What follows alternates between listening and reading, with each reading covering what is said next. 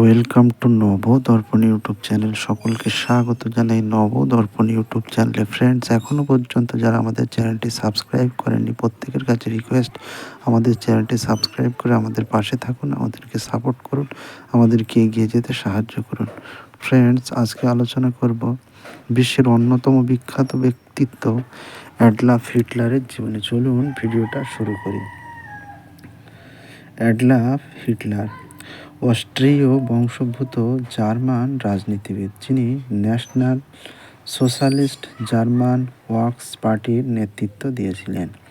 Hitler 1933 থেকে 1945 সাল পর্যন্ত জার্মানির চ্যান্সেলর এবং 1934 থেকে 1945 সাল পর্যন্ত সে দেশের ফিউরার ছিলেন। হিটলার প্রথম বিশ্বযুদ্ধে সৈনিক হিসেবে যোগ দিয়েছিলেন। পরবর্তীকালে ভাইমার প্রজাতন্ত্রে নাৎসি পার্টির নেতৃত্ব লাভ করেন। অভ্যুত্থান করতে গিয়ে ব্যর্থ হয়েছিলেন, যে কারণে তাকে জেল খাটতে হয়েছিল। জেল থেকে ছাড়া পেয়ে মোহনীয় বক্তৃতার মাধ্যমে জাতীয়তাবাদ, ইহুদি বিদ্বেষ ও সমাজতন্ত্র বিরোধিতা ছড়াতে থাকেন। এভাবেই একসময় জনপ্রিয় নেতায় পরিণত হন। নাৎসিরা তাদের বিরোধী পক্ষের অনেককেই হত্যা করেছিল, রাষ্ট্রের অর্থনীতিকে ঢেলে সাজিয়েছিল, সামরিক বাহিনীকে নতুন নতুন সব অস্ত্রশস্ত্রে সজ্জিত করেছিল এবং সর্বোপরি একটি সমগ্রতাবাদী ও ফ্যাসিবাদী একনায়কত্ব প্রতিষ্ঠা করেছিল। হিটলার এমন একটি বৈদেশিক নীতি গ্রহণ করেন যাতে সকল লেবেনশ্রাউম জীবন্ত অঞ্চল দখল করে নেওয়ার কথা বলা হয়। 1939 সালে জার্মানরা পোল্যান্ড অধিকার করে এবং ফলশ্রুতিতে ব্রিটেন ও ফ্রান্স জার্মানির বিরুদ্ধে যুদ্ধ ঘোষণা করে। এভাবেই দ্বিতীয় বিশ্বযুদ্ধ শুরু হয়। যুদ্ধের অক্ষর শক্তি অর্থাৎ জার্মান নেতৃত্বাধীন শক্তি মহাদেশীয় ইউরোপ এবং আফ্রিকা, এশিয়া বেশ কিছু অঞ্চল দখল করে নিয়েছিল, কিন্তু অবশেষে মিত্রশক্তি বিজয় লাভ করে। 1945 সালের মধ্যে জার্মানি ধ্বংসস্তূপে পরিণত হয়। হিটলারের রাজ্য জয় ও বর্ণবাদী অগ্রাসরের কারণে লক্ষ লক্ষ মানুষকে প্রাণ হারাতে হয়। 60 লক্ষ ইহুদিকে পরিকল্পনা মাফিক হত্যা করা হয়। ইহুদি নিধনের এই ঘটনা ইতিহাসে হলোকস্ট নামে পরিচিত। 1945 সালে যুদ্ধের শেষ দিনগুলিতে হিটলারের বার্লিনেই ছিলেন লাল ফৌজ, যখন বার্লিন প্রায় দখল করে নিচ্ছিল সে। এরকম একটা সময় ইভা ব্রাউনকে বিয়ে করেন।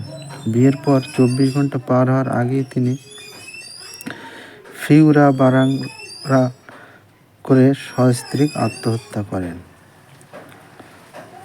হিটলারের বাবা এলিয়াস বৈধভাবে সমাজ সাপেক্ষ জাত ছিলেন না, এক কথায় বলতে গেলে জারজ ছিলেন। তিনি জীবনের অনেকটা সময় শেষ নাম হিসাবে মায়ের নাম ব্যবহার করেছিলেন। 1876 সালে এলিস প্রথম হিটলার নামটি গ্রহণ করেন। তার ছেলে অ্যাডলফও কখনো হিটলার ছাড়া অন্য কোনো নাম ব্যবহার করেনি।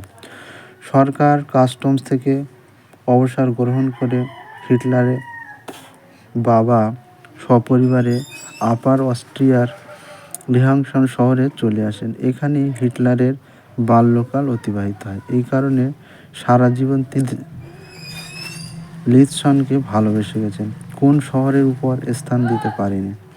বাবাকে তিনি খুব পছন্দ করতেন না, বরং ভয় করতেন, কিন্তু মায়ের প্রতি শ্রদ্ধা ও ভালোবাসার কোনো কমতি ছিল না।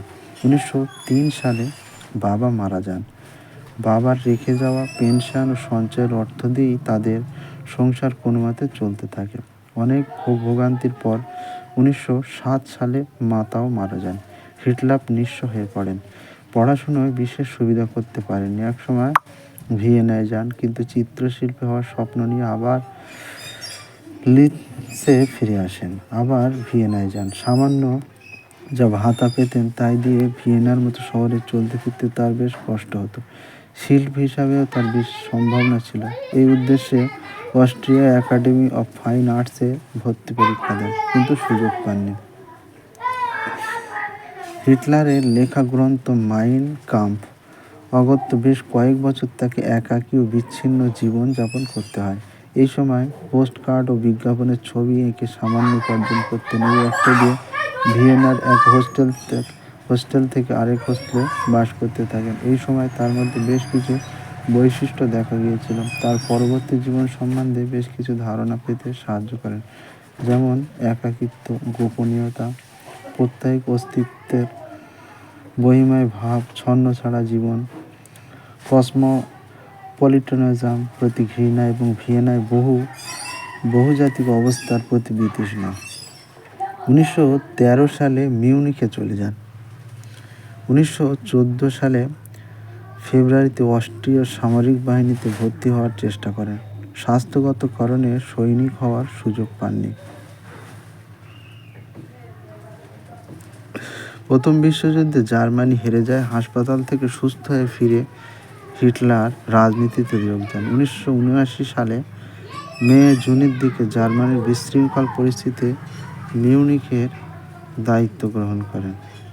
মিউনিখের ক্ষুদ্র দল জার্মানি ওয়ার্কস পার্টিতে সামরিক রাজনৈতিক এজেন্ট হিসেবে যোগ দেন। সকলে ভালো থাকবেন, সুস্থ থাকবেন। আমাদের চ্যানেলটি